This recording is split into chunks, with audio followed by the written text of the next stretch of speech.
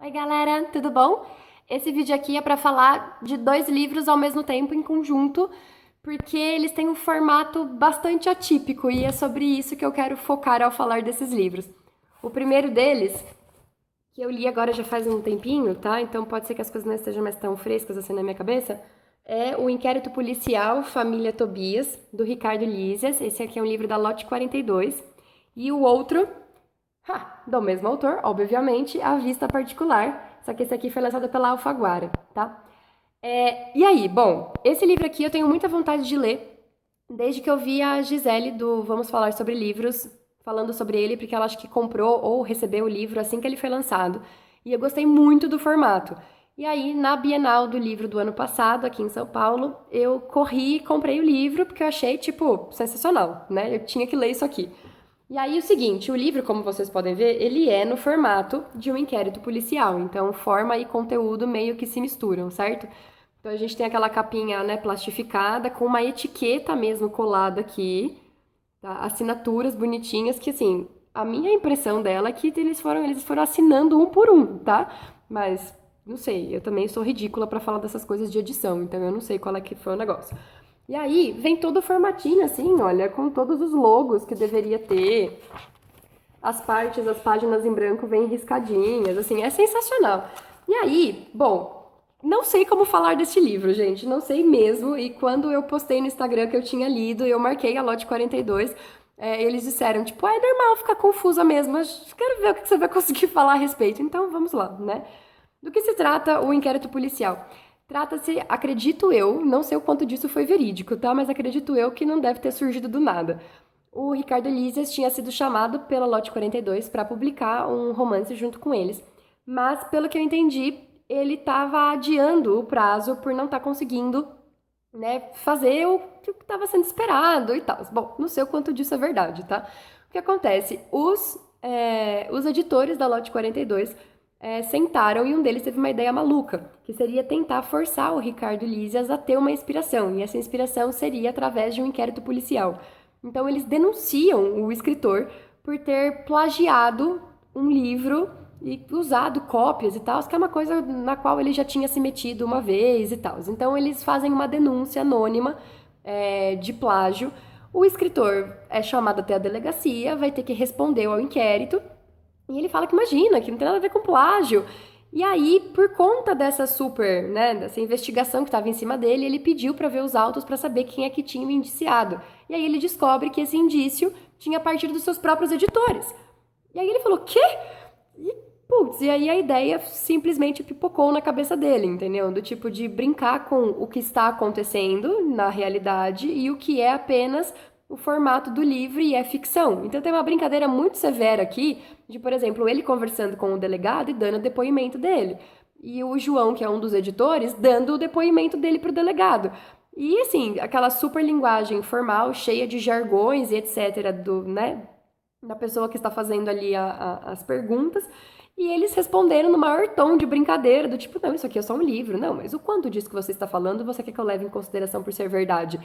E eles estão, assim, numa discussão, num momento muito tenso da vida, porque se você já foi chamado numa delegacia em algum momento da sua vida, você está, tipo, quase fazendo xixi nas calças. Não é uma experiência muito agradável, tá?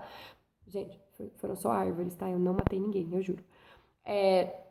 Agora, os caras estão lá, tipo, falando como se não, isso aqui é só uma experiência literária. Não, mas você não está conversando com a pessoa, você está conversando com o personagem. Então, se é um personagem, isso nunca aconteceu, porque isso é uma ficção. E, tipo, e é muito bacana, porque tem as partes do processo, do inquérito. Tipo, é sensacional, gente. E aí o formato do livro é todo esquizofrênico, né?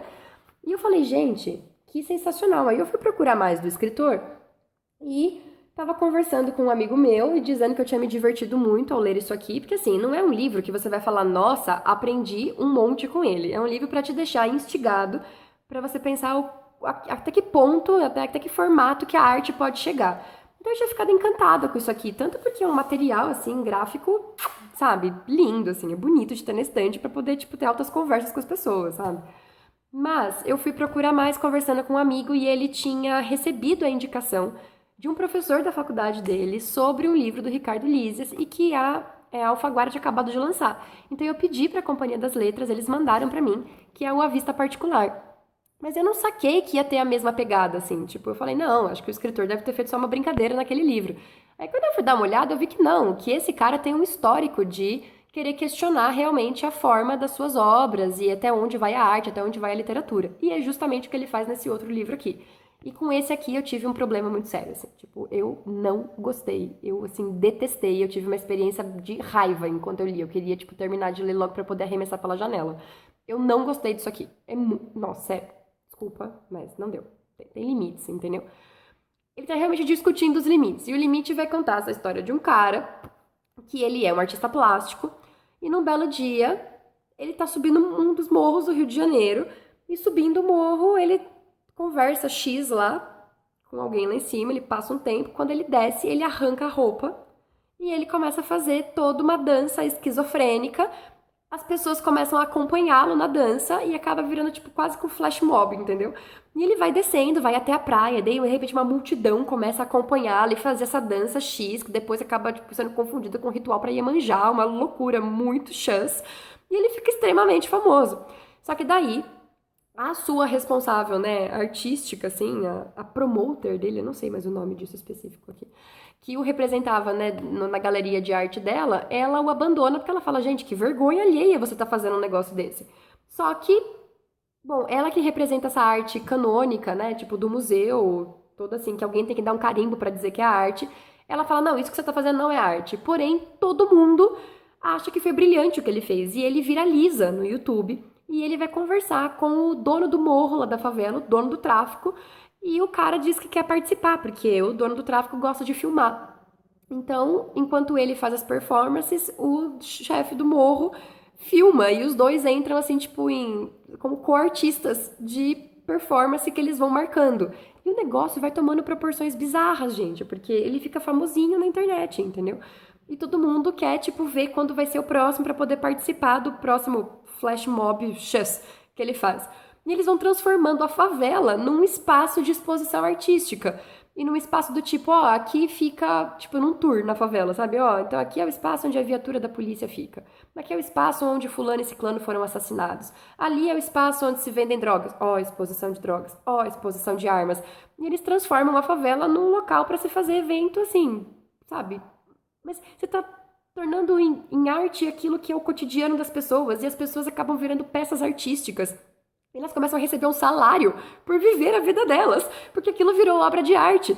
E as pessoas começam a ficar tão chilicadas que eles querem transferir a obra de arte dele para o museu. Então você transfere a favela para o museu. Tipo, mano, é loucura. Eu fiquei realmente assim desconcertada com esse livro. E o problema é que ele é escrito numa linguagem esquisita, gente. É muito esquisito. Tipo, tem uns momentos em que ele deveria colocar, por exemplo, uma foto para você. E aí vem um espaço do tipo, aqui deveria estar a foto. Não há foto. Olha, assista o vídeo. Oi? Não tem como assistir o vídeo. E aí, ele, ao mesmo tempo que ele estava discutindo o que é e o que não é arte, e no meu entender, ele estava mostrando o quanto a gente, tá aceitando qualquer coisa, o quanto qualquer coisa pode ser arte hoje, ao mesmo tempo, o quanto a gente está corrompendo a arte por motivos, sabe, muito capitalísticos.